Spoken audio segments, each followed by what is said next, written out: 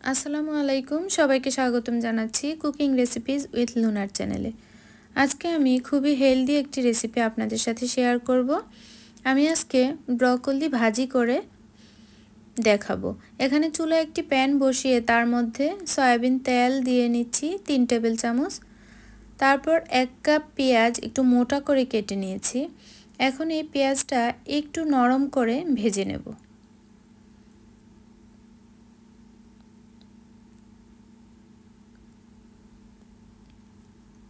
এই ব্রকলি ভাজিটা খুবই মজার। এখন আমি এর সাথে 1 কাপ আলু একটু মোটা করে কেটে নিয়েছি। তারপর দিয়ে আবারও একটু নেড়ে চেড়ে মিশিয়ে নিচ্ছি।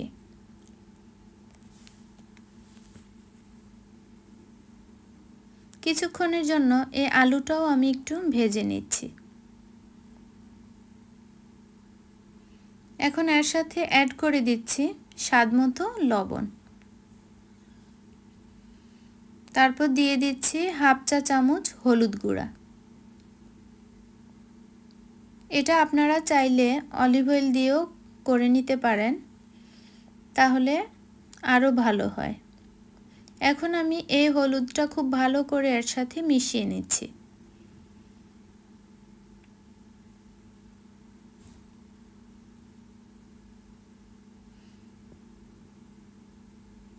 এখন আরও অ্যাড করে দিচ্ছি 1 কাপ টমেটো। টমেটোটাও আমি একটু মোটা করে কেটে নিয়েছি।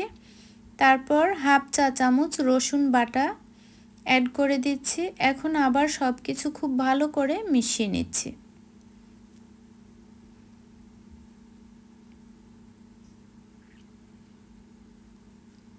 এই ভাজিটা পরোটা, রুটির সাথে বা ভাতের সাথে খেতে খুবই মজার।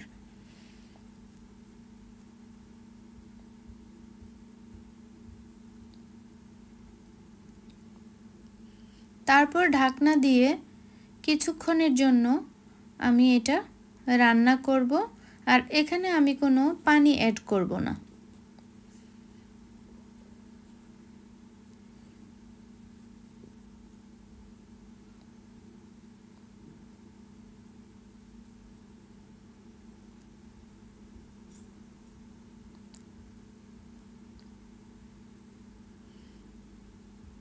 এখন আমি অ্যাড করে দিচ্ছি কিছু কাঁচামরিচ ফালি। আমি 5-6টির মতো কাঁচামরিচ ফালি করে নিয়েছি। 1 কাপ মটরশুঁটি অ্যাড করে দিচ্ছি। এখন আবার নেড়েচেড়ে খুব ভালো করে সব কিছু মিশিয়ে নিচ্ছি।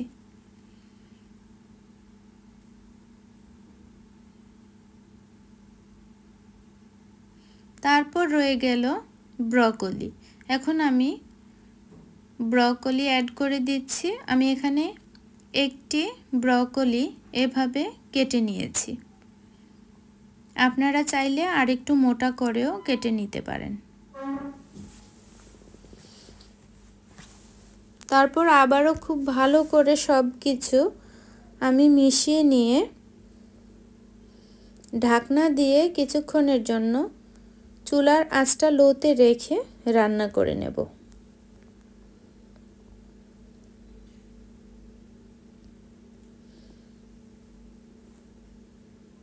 ঢাকনাটা দিয়ে নিচ্ছি। চুলার আঁচটা এ পর্যায়ে আমি লোতে করে নিয়েছি। তারপর আবারও ঢাকনা সরিয়ে নেড়ে চেড়ে দিব।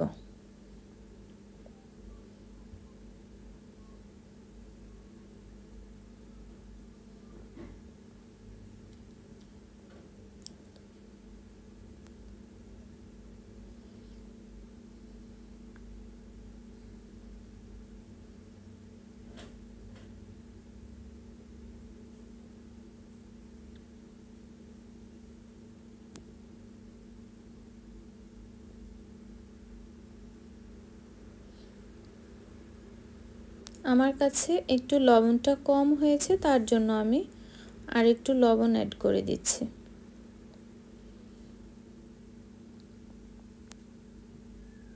এখন আবারও লবণটা খুব ভালো করে মিশিয়ে নিচ্ছি।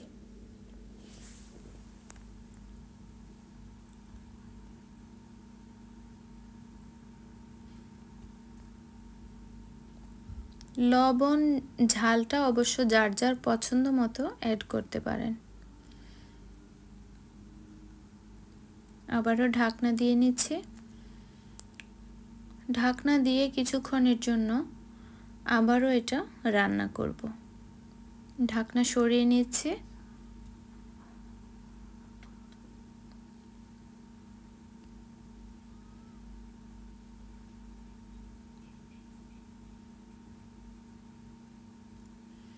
যখন সব কিছু সেদ্ধ হয়ে যাবে তখনই আমি এটা চুলা থেকে নামিয়ে নেব। আর একটু সেদ্ধ হবে, তার জন্য আবারও ঢাকনা দিয়ে আমি কিছুক্ষণের জন্য রান্না করব।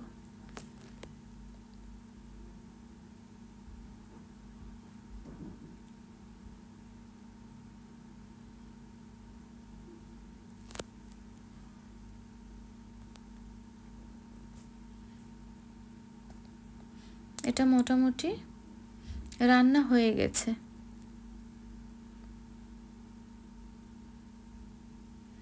এটা কিন্তু অত বেশি সেদ্ধ করা যাবে না।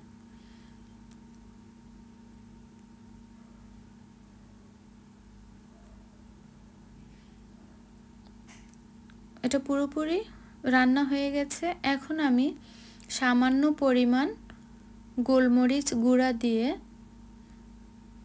নেড়েচেড়ে এভাবে চুলা থেকে নামিয়ে নেব।